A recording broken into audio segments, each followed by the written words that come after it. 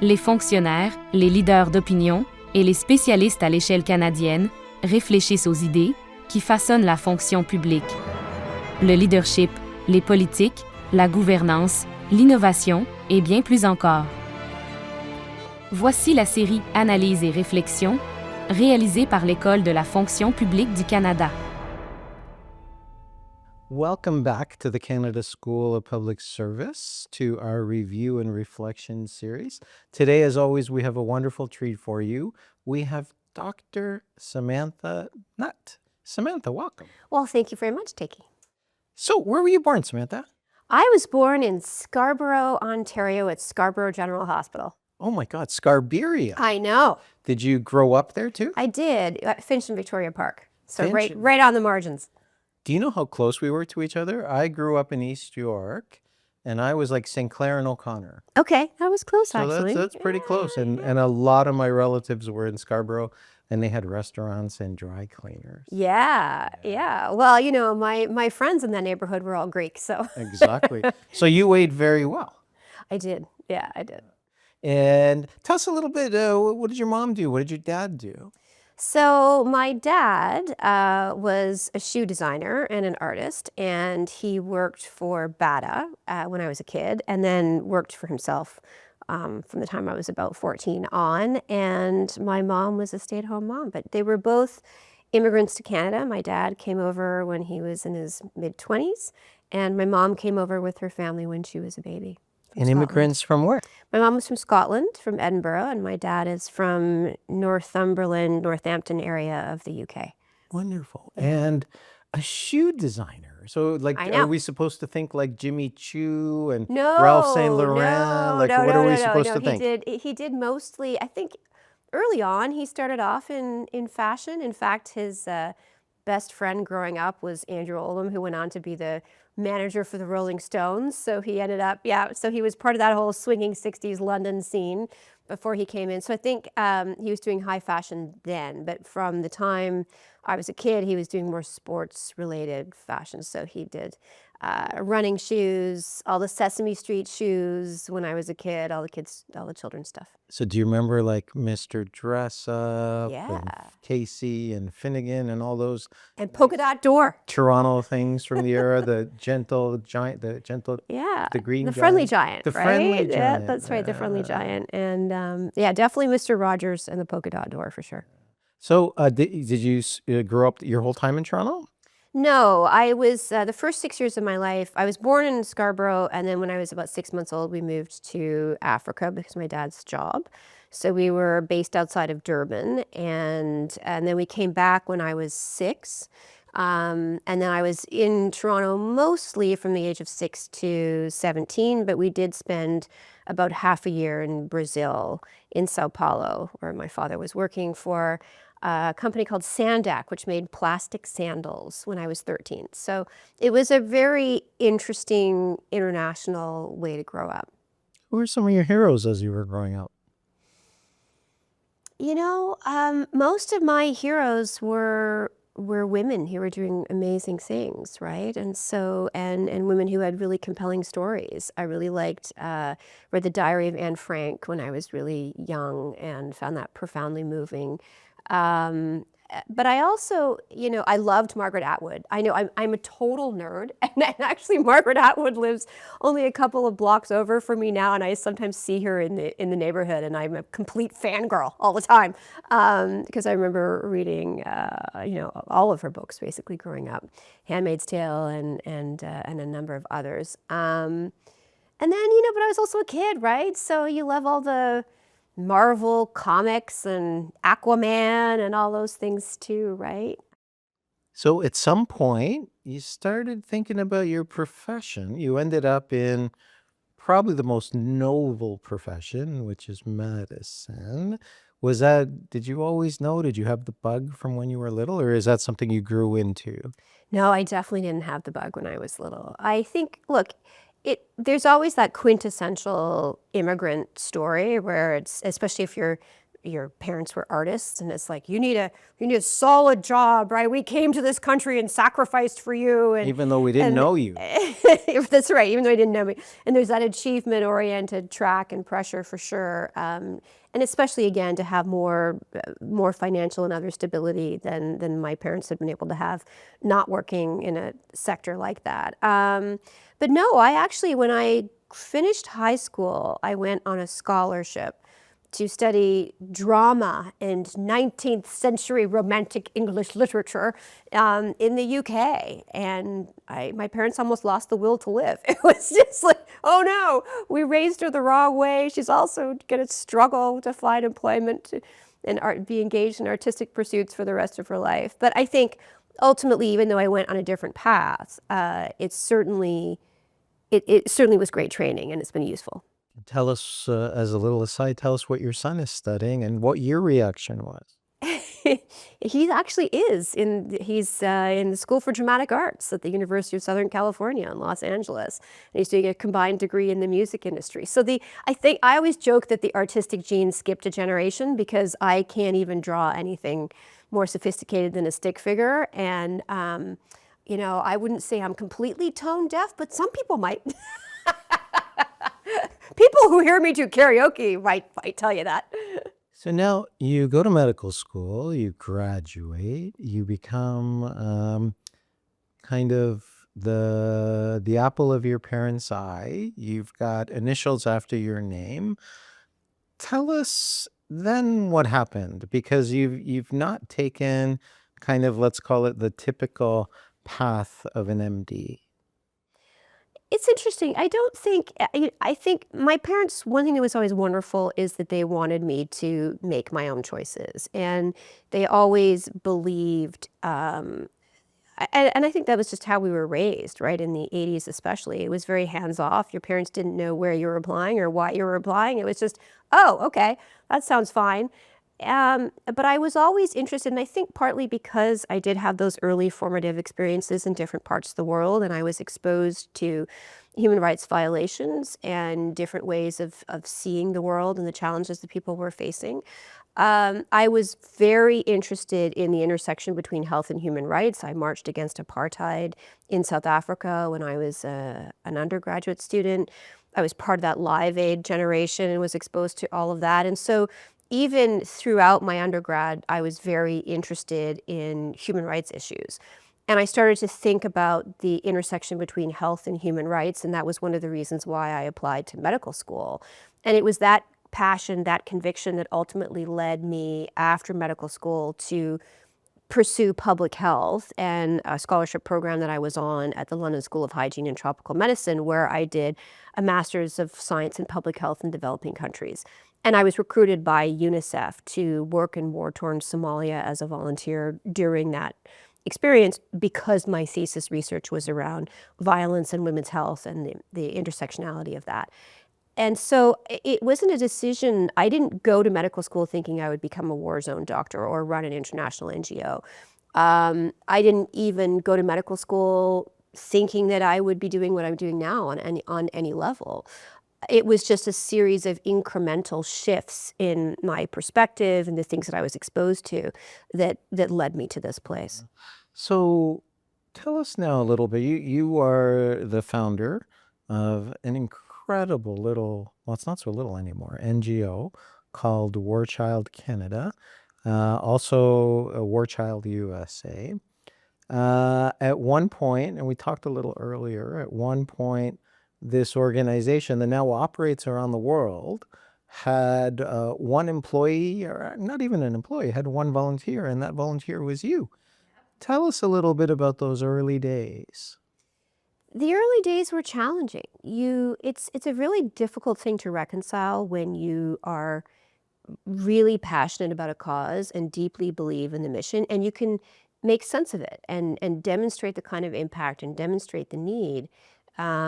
And yet for a lot of people who are not as immersed as you are in these issues, who don't necessarily have the personal experience or academic background, making the case for why this was necessary, what it would accomplish, what would make it different, was incredibly hard. And there was this perception that what you're trying to build exists already, even though it did not. There were a lot of organizations that were heavily focused on short-term humanitarian interventions on food, water, shelter, blankets, the business of keeping people alive in difficult circumstances, which is very necessary. But what was missing was an organization that was working in those environments to really foster and sustain peace and to build resiliency and to build better communities and to create opportunities for people that would disrupt the cycle and this legacy of war and ultimately lead to more sustainability. So, so creating the space for an organization that would focus on these things through education, through access to justice, through the protection of the rights of women and children, through economic development, convincing people of the primacy of that was very, very difficult. So here we are. So you had this great idea, almost like an entrepreneur. You saw something that needed an organization to kind of fill that vacuum.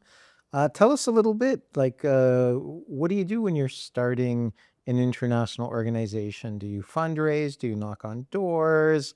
Do you cry? Do you laugh? Do you go to like tuxedo-clad dinners? Like, what's it like when you're starting off an organization like this? All of the above, except for the tuxedo-clad dinners, because you're not being invited to those. Not yet, anyway. The most important thing really is to have conversations, and it is to convince other people to join you in that effort so that you're not alone. And ideally, when those people come on board, they open up their networks and they create other opportunities for you. I didn't have any money. I didn't come from money. As you said, it was a volunteer staff of one with a cell phone and a backpack. I used my Aeroplan points that I had accumulated to fly to meetings and to do various things for quite a few years. But slowly, through persistence and through presence and through talking to other people who then become your anchor and your support network, they create other opportunities for you. And we had some amazing big yeses that came through after a couple of years of persistent badgering. But one of them was, I mentioned this earlier, one of them was Gord Downey and the Tragically Hip, who did a huge launch event for us in Winnipeg at the Forks. And then the other big one was Denise Donlin, who was the head of Much Music at the time. And I went in and had a meeting with her. And she said, great, let's do this. And it's a very funny story because she said, we're going to do a bunch of PSAs and we'll do, we have all these artists that come through. So Ricky Martin will do a PSA and the Foo Fighters will do a PSA and Beck will do a PSA and David Bowie will do a PSA. And I remember leaving the meeting and I'm a doctor and I'm thinking, she can't be talking about prostate-specific antigens, can she? Like, is this, because it sounds like I'm doing a lot of rectal exams. That's really all I know. But they were public service announcements. They stood for public service announcement. I had to call a friend of mine, Justin Poy, whose mom was Senator Vivian Poy. And so I had to call him and go, Justin, what's a PSA? Because in my world, it means something very different. He still laughs about it. So now you're doing kind of two things, right? Number one, you're doing medicine and you're going into war zones, which we'll talk about in a moment. But you're also building an organization at the same time. Did you find that challenging? Did you find it invigorating? Did you find it like you were doing trade-offs or were they complementary?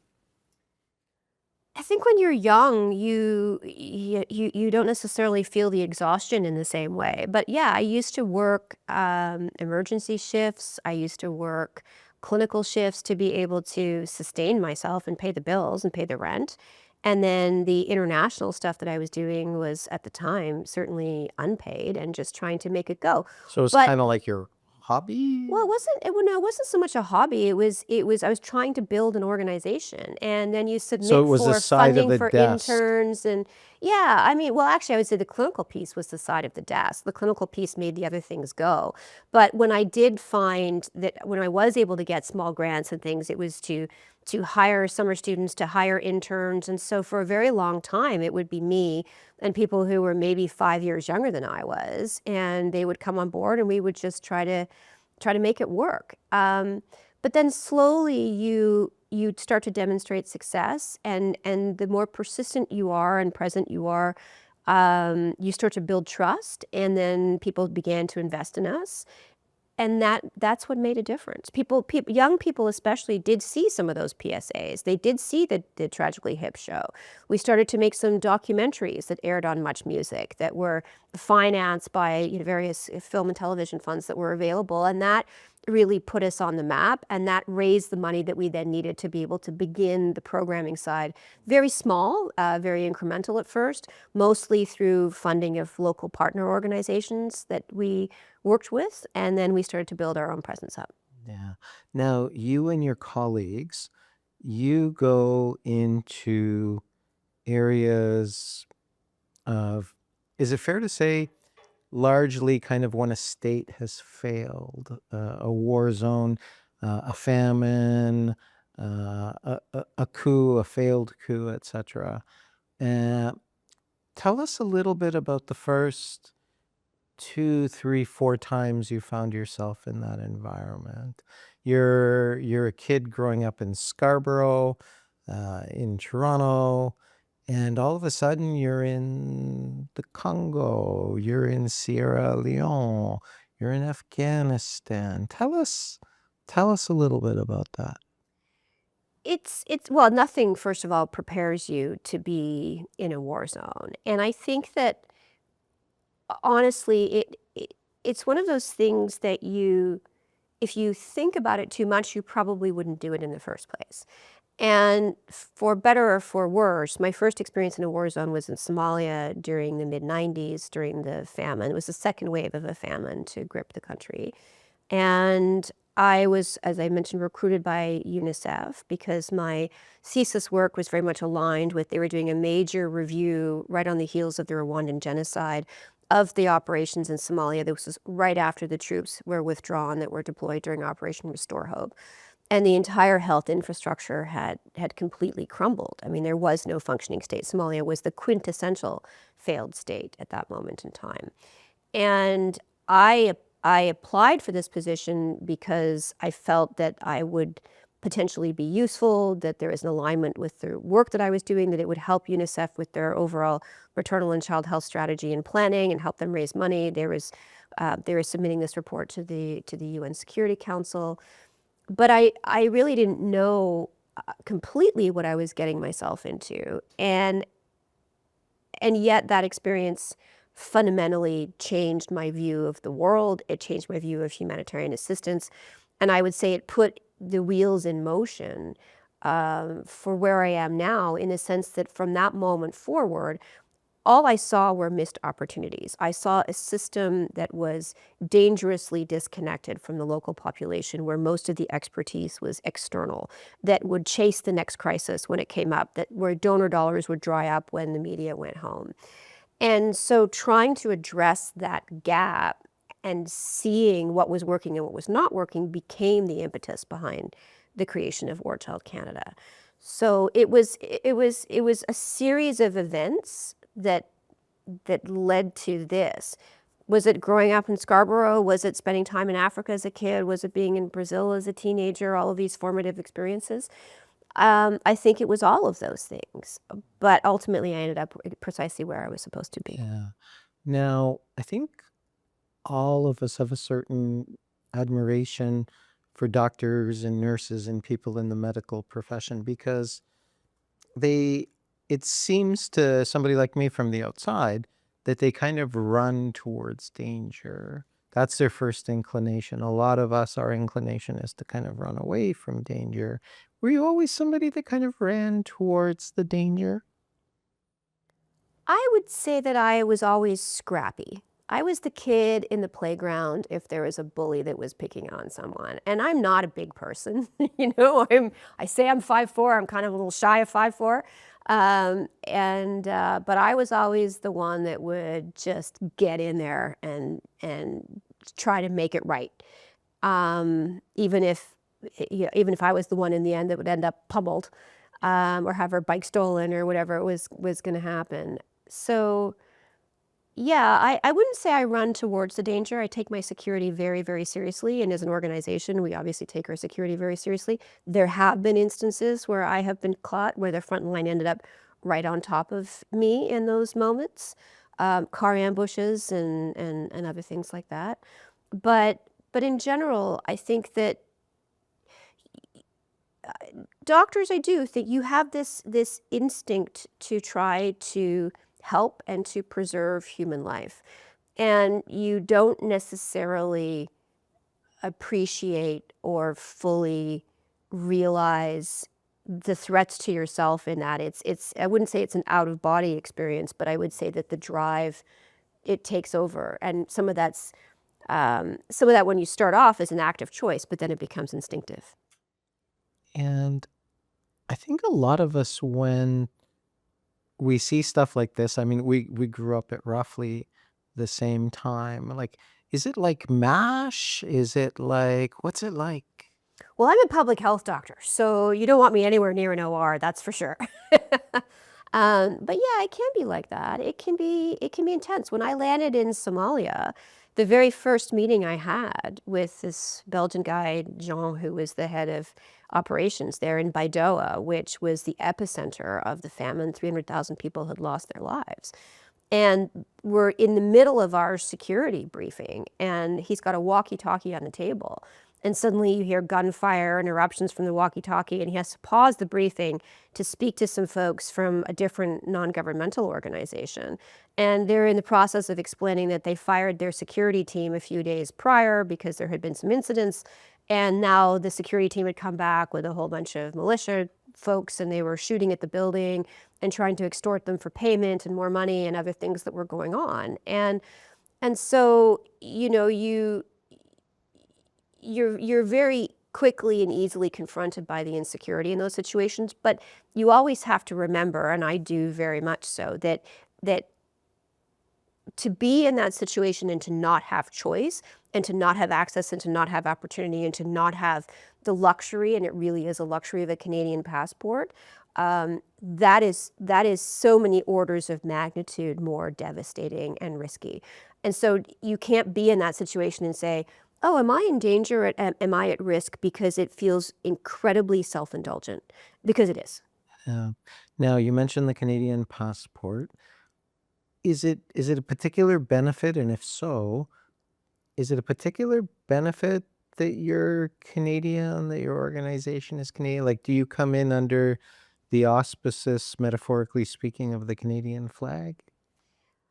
I think that the Canadian identity still is very strong throughout the world. I think that it has taken some hits. Our cuts to our aid spending, the fact that we have never ourselves achieved the target that was set by Lester B. Pearson of 0.7% of our national wealth in 1969, and have fallen very far short of that. And over the next 4 years, will fall even shorter of that with cutbacks that have been proposed and promised to our aid spending. I mean, this is money that people rely on to stay alive in very difficult circumstances, places where states have failed, where their governments have failed, and where they're under attack. And so I think that Canada's reputation as a democracy, as a society that values inclusion, that protects and promotes human rights, that is compassionate and empathetic, that has strong social programs, all of these things are deeply valued and admired by people throughout the world. And so when you present yourself as a Canadian, you are not presenting yourself with particularly when you talk about Africa or the Middle East, with the historical colonial baggage and intrusive foreign policy and history of exploitation and abuse that other nations certainly they carry those reputations, European countries, American. And so that definitely helps. There is this sense that Canada is something to be admired, and that Canadians are trustworthy in that context. That isn't to diminish our own complicated history of colonialism and our need for Indigenous reconciliation, for sure. But still within those environments, Canada is among the best of the best. Now we're sitting here, we're having this conversation in kind of the first half of 2026. The kind of the zeitgeist is very different now vis-a-vis aid and security. We are very much now in the world of security first, security trumps everything. To the extent we talk about targets of GDP, we talk about targets on the other side of GDP. Tell us what you think the relationship is between kind of aid and security, if I can call it that.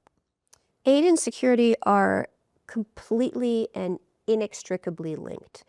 And when we cut aid, we do ourselves and this world a monumental disservice that will only make the world more insecure, and the threats to our existence, to our values, to our democracy, to human rights throughout the world will be heavily and perhaps irrevocably compromised as a result of that. There is no question of that.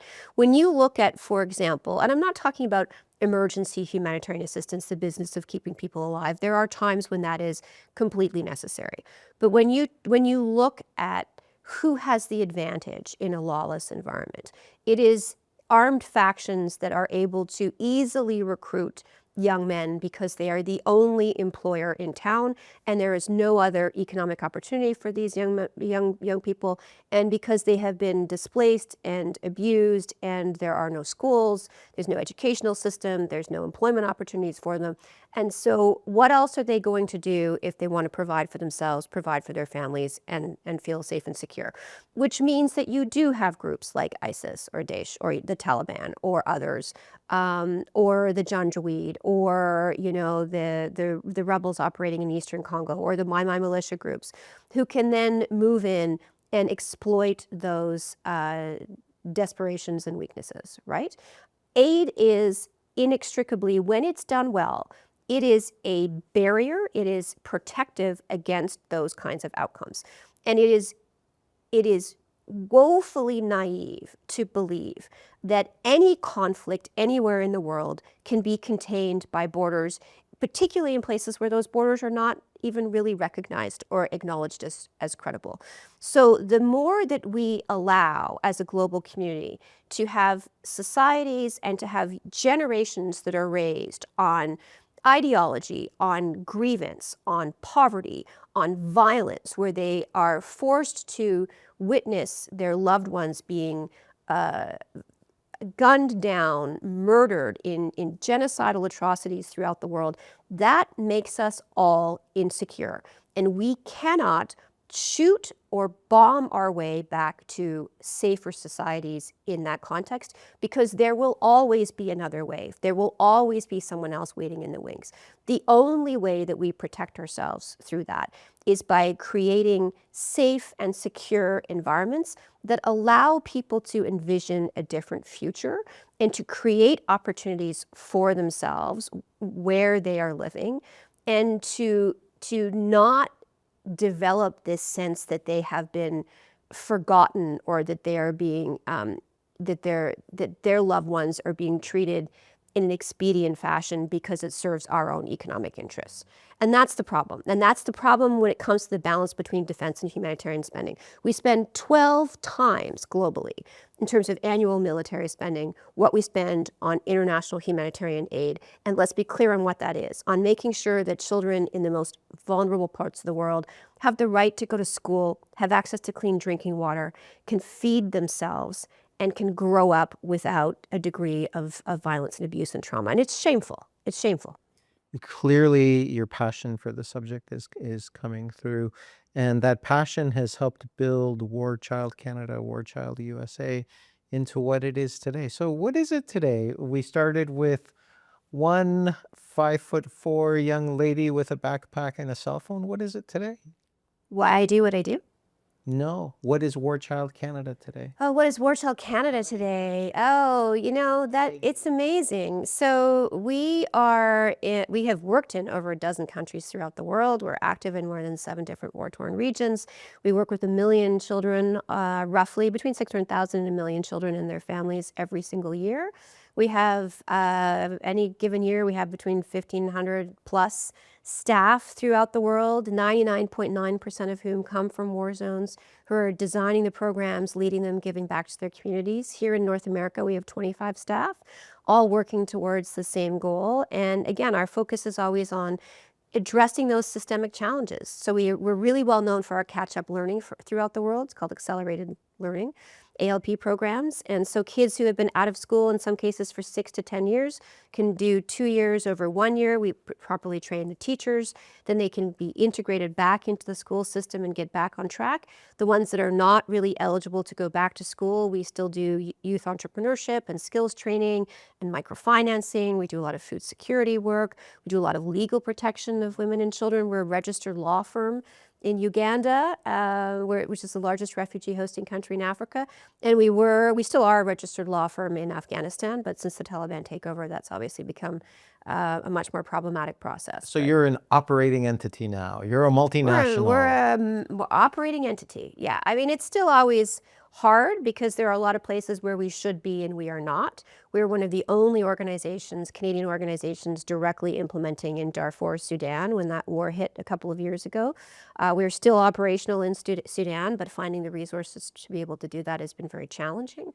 It's always hard. We're always being pulled in a million different directions, especially right now when the world is on fire. And so we're constrained. We're constrained by what we can do, whether it's finance or whether it's security. Yeah.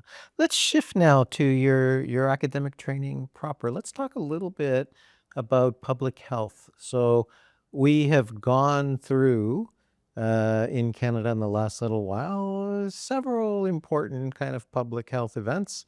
The kind of the crowning one obviously was COVID-19, but before that we've had kind of variations on SARS and avian flu and listeria and things like that.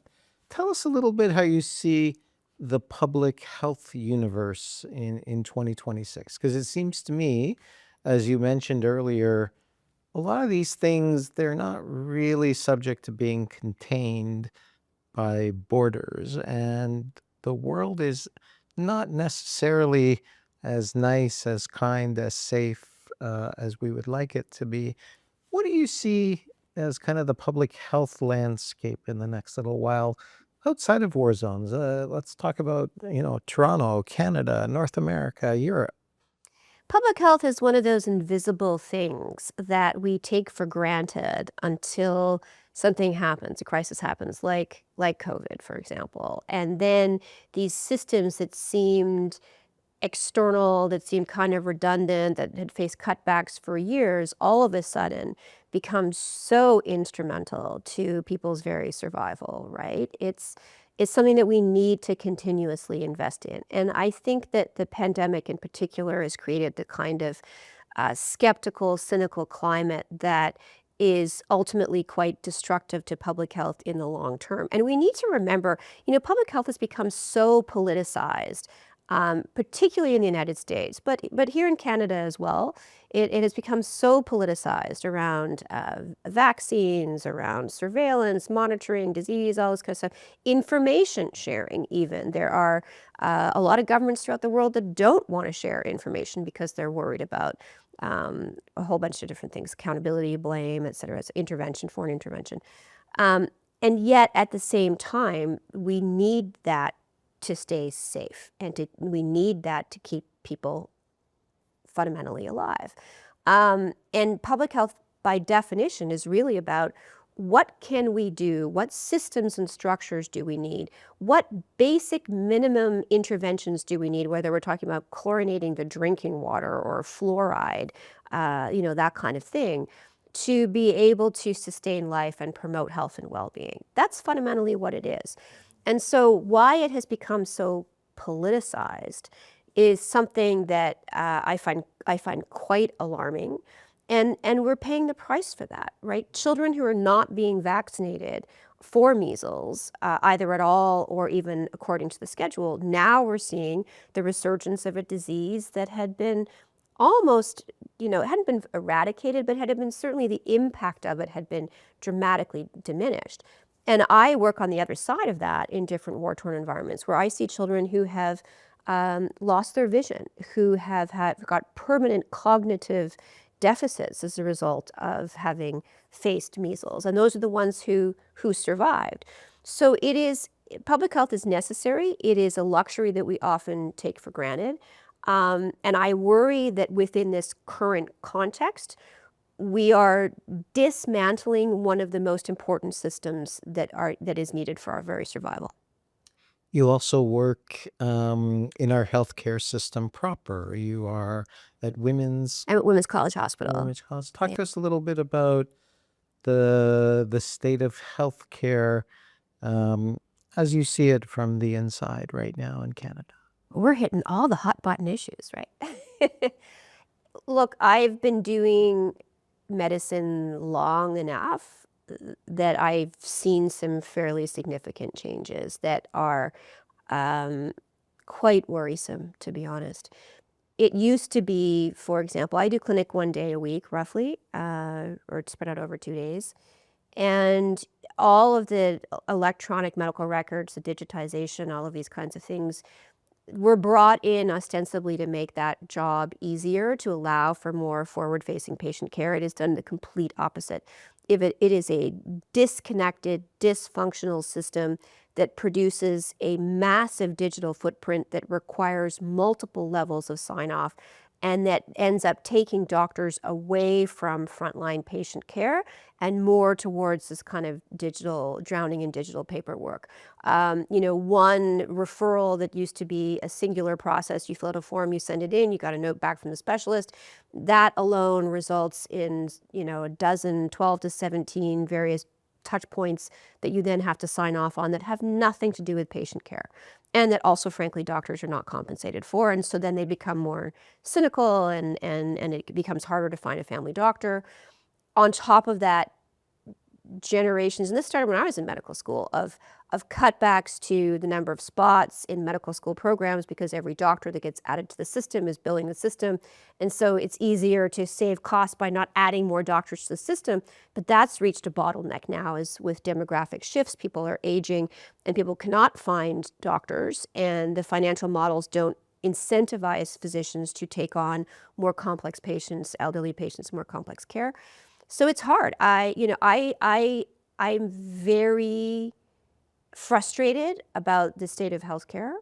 I think you've got great people on the front lines doing as much as they possibly can, but even making the system work is so much harder than it was. To get somebody treated on time, to get them seen by a specialist, to even find a specialist who will see them. A process that used to take days can now take weeks or months. And it's you're playing with people's lives. And I think most Canadians would exactly echo what you said, which is when you finally do get somebody on the front line, they are amazing, amazing. The doctors, the nurses, everybody. But it's the kind of getting there. I know it's a complicated answer, but you kind of implied that we're drowning in bureaucracy. Are we drowning in bureaucracy? On the medical side, I would say we're drowning in the technological advances that were put into place with the best of intentions, but that have created an extraordinary bureaucratic burden that I think was not fully appreciated at the time, especially because the system is so disconnected. Even within medicine, for example, you as a patient, you do not have a complete copy of all of your reports and all of your results. It doesn't follow you. It is attached to whatever system you have integrated with.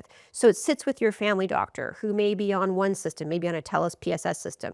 But then if you go to a different hospital, you get seen and they have a different system altogether. That system doesn't communicate with this system. You can communicate with it through 3 different, logins and this and that, and try to find and transfer. And you don't have 20 minutes to sit and hunt for these results when you're sitting there looking at a person. So yeah, that's part of the problem. Yeah, and our audience knows that well because we talk about that in different contexts, most specifically about information even within the government of Canada, that one department does this, another department does that, a third department does a third way.